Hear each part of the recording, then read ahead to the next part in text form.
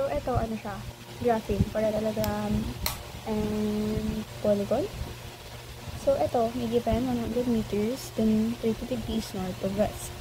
Tapos, 115 meters, 50 degrees north of east. So, ito, kunyari, Cartesian plate to. Ito yung y-axis, ito yung x-axis. Tapos, kapag sinabi mo west, dito siya, negative x-axis. Kapag ka east is positive x-axis. Kapag ka north is positive y-axis. Kapag south, negative y-axis. So, ito yun. Ito siya.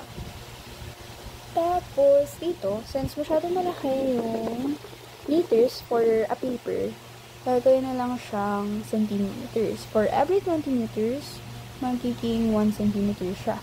So, ito yung conversion factor natin. So, 100 meters times 1 centimeter over 20 meters. Nilagyan natin sa baba yung 20 meters para makancel sila. Tapos sa taas yung gusto natin na unit of measurement, which is centimeters. Tapos, ito, since 1 yan, automatic 100 yan. So, dumiretso ka na lang dito. 100 divided by 20 is equals to 5. Same lang dito. Since 150 times 1 is 150 pa rin, divide mo na lang ulit to sa 20. Then, yung answer is 7.5. Tapos, yung length ng mga to, hindi to equal talaga na 5 centimeters. Okay? Pero, alam mo lang natin kung paano mag-ano ito. So, yung una is 30 degrees. Magsisimula ka dito sa reference point. So, hanapin mo yung 30 degrees. Tapos, kuya, gamit dito yung 30 degrees. Ayan. Pantay mo siya.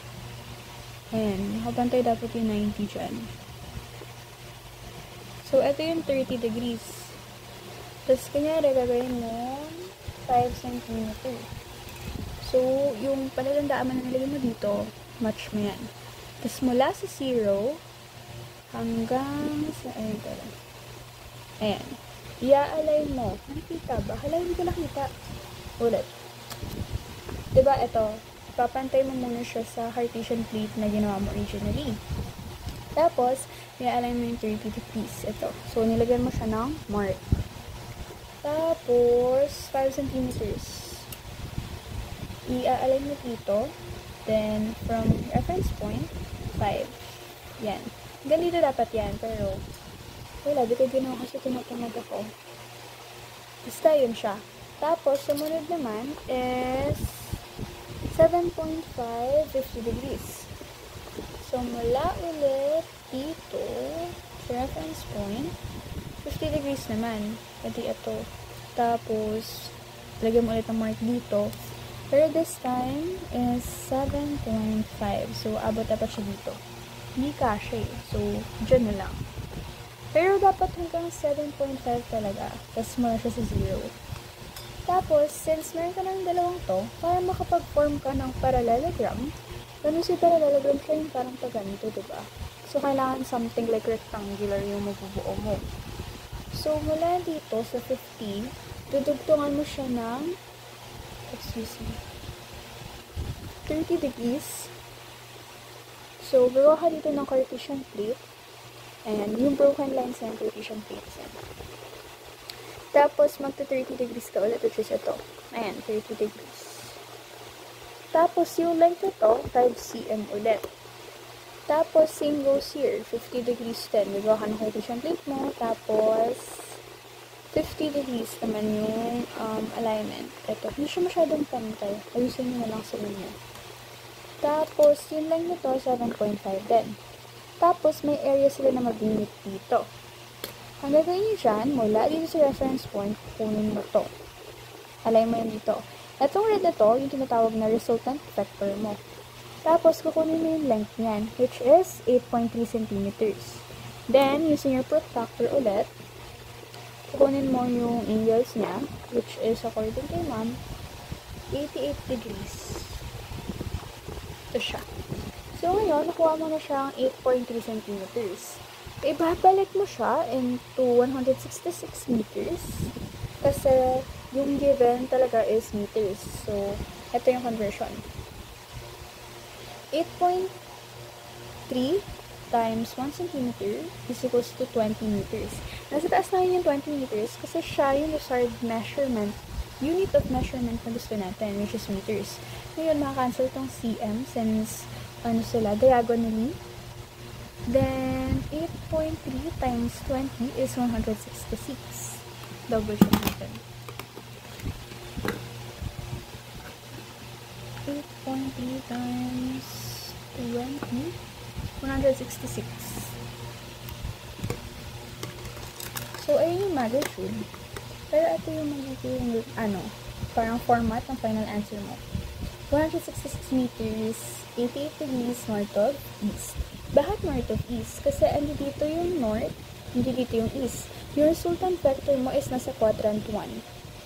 So, ito yung quadrant 2. Kapag yung resultant vector mo, for example, is na-form dito, magiging north of west siya. Okay? Ngayon, sa polygon method naman.